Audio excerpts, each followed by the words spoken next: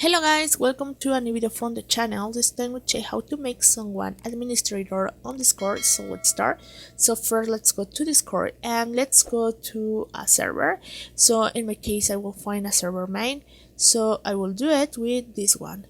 Then when you do it, let's go to the left side. You will find here your server settings, and then let's go to the part that says settings. Okay, server settings here, and when you do it, let's go to the left side again, and here you will find the roles that is here, and you can search or create a new role. You can go to the admin. In that case I create this one, admin. You can select the color if you prefer. In this case I will put yellow. You can choose a picture, whatever you prefer.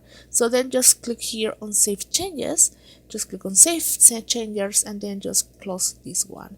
And then let's go to the right side, and you will find here the users that are take part on your Discord server.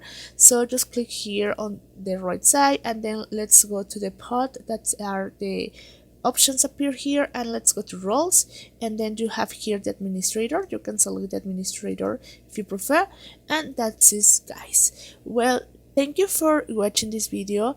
Remember to subscribe and give thumb up to this video.